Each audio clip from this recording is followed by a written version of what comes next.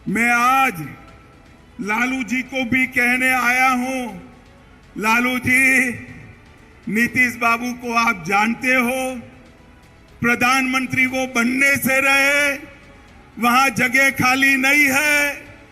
देश की जनता ने तय किया है, तीसरी बार भी नरेंद्र मोदी जी प्रधानमंत्री बनने वाले हैं। और अगर मोदी जी प्रधानमंत्री बने तो नीतीश बाबू कभी आपके बेटे को मुख्यमंत्री नहीं बनाएंगे।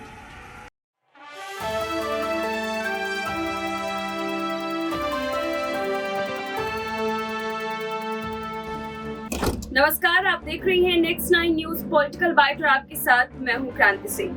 हमारे आज की इस खास रिपोर्ट में सबसे पहले तो आप सभी का बहुत बहुत स्वागत है। एक बार फिर से हम ये खास प्रोग्राम लेकर के आए ताकि आप सभी को जो है सियासी समझ बता सके कि आखिरकार सियासत में जो है क्या क्या उफान चल रहे हैं और उसका जिम्मेदार आखिरकार कौन है। सबसे पहले बात करेंगे हम बिहार की। देखिए, बिहार की राजनीति में जो है इस वक्त इतना ज्यादा भूचाल मचा हुआ है, जिसको लेकर के लगातार कई ऐसी वीडियो सोशल मीडिया पर देखने को मिल रही है। सबके होश उड़े हुए हैं। देखिए, बिहार में अगर बात करें तो बिहार में इस वक्त हिंसा की तस्वीरें जो है वो लगातार सबसे ज्यादा दिखाई दे रही है। इस बीच में कई ऐसी वीडियोस आए जिसमें नीतीश कुमार जो है वो ये कह रहे हैं कि अगर इस तरीके के कृत्य जो है बिहार के अंदर किए जा रहे हैं और जिसके द्वारा भी किए जा रहे हैं उसके ऊपर जो है हम कड़ी से कड़ी कार्रवाई करेंगे।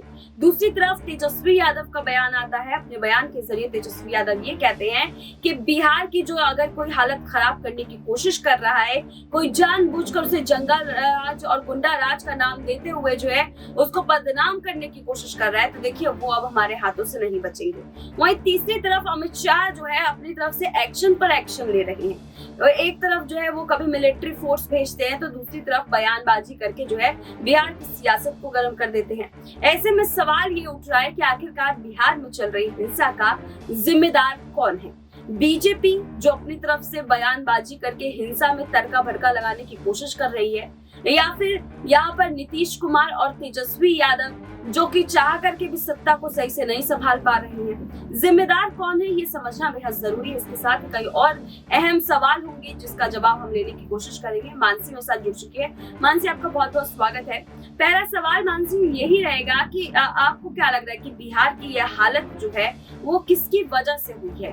कौन ज्यादा जिम्मेदार यहाँ पे नजर आ रहा है? क्योंकि हालांकि अभी तक किसी का नाम स्पष्ट रूप से बाहर नहीं आया है, लेकिन जो तस्वीरें सामने आ रही है उस तस्वीरों को देख करके क्या लगता है? बिल्कुल, बिहार में जिस तरीके की हिंसा की तस्वीरें अभी इस वक्त सामने आ रही हैं, उसके लिए जिम्मेदार कौन है ये कहना बहुत जल्दबाजी होगा। उसके लिए जांच चल रही है, पुलिस भी लगातार ये कोशिश कर रही है कि आखिरकार इस हिंसा की वजह क्या है। लेकिन इस हिंसा की जो बड़ी वजह सामने आ रही है वो यही है कि हिंदू मुसलमान की राजनीति जो भारतीय जनता पार्टी की तरफ से फैलाई जा रही है। केंद्र सरकार पर जो आरोप लग रहे हैं, अभी कांग्रेस पार्टी ये आरोप लगा रही है कि हिंदू मुसलमान की राजनीति कहीं ना कहीं की जा रही है। देखिए, इसमें कोई दो राय नहीं है कि शुरुआत से ही हिंदू मुसलमान की राजनीति जो है वो की जाती रही है।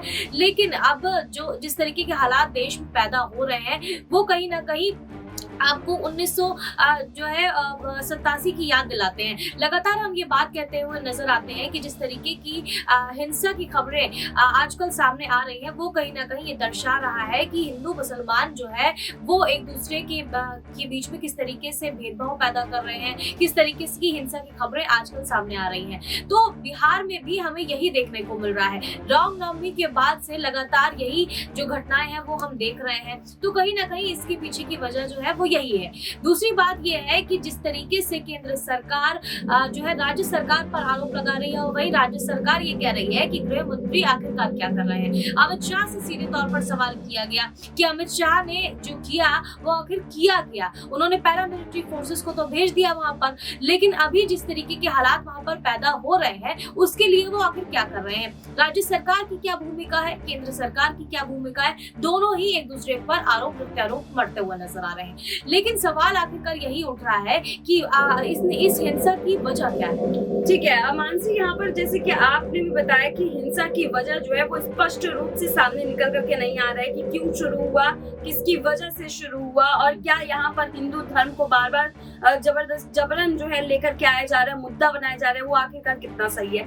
लेकिन सवाल ये भी उठ रहा है कि आखिरकार जो इस बीच में जो नेताओं की तरफ से जो बयानबाजी की जा रही है वो हिंसा को कम करने वाली नहीं की जा रही है, वो हिंसा को कहीं ना कहीं और ज्यादा बढ़ाने वाली की जा रही है। देखिए अगर तेजस्वी के बयान के अगर हम रुख करें तो तेजस्वी ने क्या बयान दिया? तेजस्वी ने बयान दिया कि देखिए जो तस्वीरें हमारे सामने आ रही है उस तस्वीरों को अगर हम देखेंगे और उस पर हम कार्रवाई करेंगे, जो मुजरिम होगा उस पर कार्रवाई करेंगे। वो ये बयान दे रहे, वो ये बयान नहीं दे रहे कि चलिए हम हिंसा रुकवाने जा रहे हैं या अब हिंसा की कहानी नहीं सामने निकल करके आएगी, चलिए किसी की भी गलती थी लेकिन कोई भी उस हिंसा को रुकवाने की कोशिश नहीं कर रहा है, लगातार बयान देते हैं। दूसरी तरफ यहाँ पर जो है नीतीश कुमार भी इसी तरीके का बयान दे रहे हैं कि जो भी ये सब कुछ कार्रवाई करवा रहा है उसको हम छोड़ेंगे नहीं, उसके ऊपर जो है हम उससे बड़ा कार्रवाई करवा देंगे। मतलब ये वो इसी तरीके की धमकीबाजी दे रहे हैं कि नहीं जी हम भी आपके ऊपर ऐसा ही प्रहार करेंगे।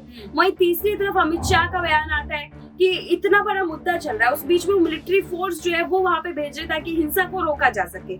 लेकिन बयान क्या देते हैं? बयान देते हैं कि लालू यादव का बेटा जो है यानी कि तेजस्वी यादव, उसको जोड़ करके कहते हैं कि लालू यादव का जो बेटा है वो मुख्यमंत्री नहीं बन पाएगा। आप हिंसा के बीच में इस तरीके के बयान दे रही हैं, हिंसा को नहीं रोक रहे, जनता को नहीं समझा रहे, जनता के पास जाइए, जन संवाद कीजिए। तो कोई भी नेता अपनी तरफ से अप्रिशिएट नहीं कर रहा है इस चीज को मानसी।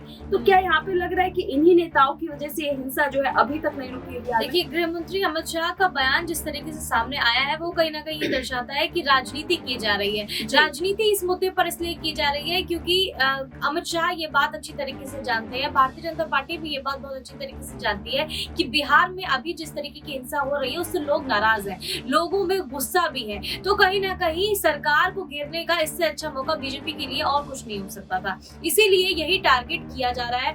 और राज्य सरकार भी यही आरोप लगा रही है, यानी सीएम नीतीश कुमार भी यही आरोप लगा रहे हैं कि गृह मंत्री सिर्फ स्थिति को कंट्रोल करने का दावा कर रहे हैं लेकिन ऐसा वाकई में करते हुए नजर नहीं आ रहे हैं। वो केवल ऐसा नाटकीय रूपांतरण करने की कोशिश कर रहे हैं कि वो जो है स्थिति पर कंट्रोल कर रहे हैं, राज्यपाल से मुलाकात कर रहे हैं, लेकिन ऐसा कुछ भी होता हुआ नजर नहीं आ रहा है। और इसके अलावा ये भी आरोप लगाया जा रहा है कि हिंसा से ज्यादा उसको जो है भड़काने की कोशिश की जा रही है, जितनी हिंसा हो नहीं रही है उससे ज्यादा उसको दर्शाने की कोशिश की जा रही है। तमाम मीडिया में भी ये बात फैलाई जा रही है कि बिहार में बहुत तरह की हिंसा हो रही है, सीएम नीतीश कुमार को इस्तीफा दे देना चाहिए, लगातार ये मांग उठ रही है। केवल राज्य सरकार पर जो है आरोप मढ़ने के लिए ये सारा जो खेल है वो रचा जा रहा है, ये आरोप लगाए जा रहे हैं, लेकिन सच्चाई क्या है ये अभी तक स्पष्ट नहीं हो पा रही है। क्या वाकई भारतीय जनता पार्टी जो बात कह रही है उसमें कुछ हद तक सच्चाई नजर आती है या फिर सीएम नीतीश कुमार जो कह रहे हैं उनका कहना है कि जिस तरीके की हिंसा की खबरें बताई जा रही है, हिंसा हो रही है कुछ राज्यों में लेकिन उससे ज्यादा दर्शाया जा रहा है। अब सच्चाई किसमें है आने वाले समय में देखना होगा, जांच जारी है। ठीक है मानसी, आपने जो बात कही है कि यहाँ पर जितने भी जो है हम चारों तरफ से देख रहे हैं सब चीजों को, तो कहीं ना कहीं वो हिंसा की तस्वीरें जो है वो बढ़ा चढ़ा करके दिखाई जा रही है, ये आप ही का कहना है। तो इससे पहले आपको शायद याद होगा कि यूट्यूबर मनीष कश्यप को जो है गिरफ्तार किया गया ऐसी हिंसा की एक तस्वीर दिखाने के लिए, और कहा गया कि चलिए उसने हिंसा की तस्वीरें दिखाई, गलत तस्वीरें थी, बिहारी मजदूरों के साथ ऐसा कुछ भी नहीं हो रहा है तमिलनाडु में। तो देखिए इस तरीके की बातें क्या है कि अभी तक उनको गिरफ्तार रखा है, सुप्रीम कोर्ट का फैसला सुबह सुबह आ जाता है उस मुद्दे पर, सुप्रीम कोर्ट जो उनको रिहाई नहीं दे रही है। तो यहाँ पर एक यूट्यूबर के ऊपर इतना बड़ा केस हो जाता है फाइल, वो भी तेजस्वी यादव के आरोपों के बिना पर।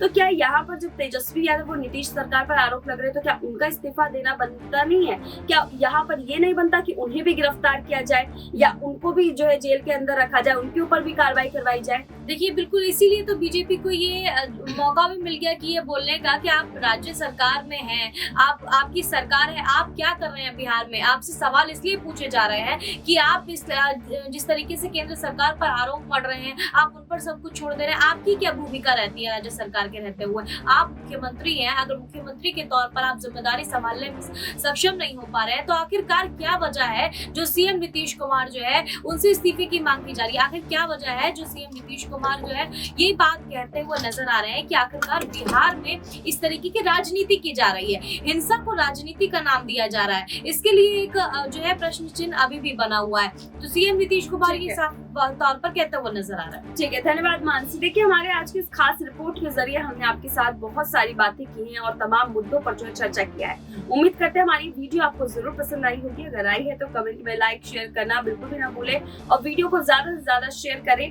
और एक सवाल का जवाब आप भी जरूर हमें देके जाइएगा कि क्या बिहार में जो हिंसा हो रही है और उस बीच में अमित शाह की ये मांग कि तेजस्वी यादव का जो है कोई भी करियर नहीं है, तेजस्वी यादव मुख्यमंत्री नहीं बन पाएंगे, वो आपको कितना सही लगा और कितना गलत। फिलहाल अभी के लिए बस इतना ही। देश दुनिया की तमाम बड़ी खबरों के लिए देखते रहिए नेक्स्ट 9 न्यूज़ पॉलिटिकल बाइट।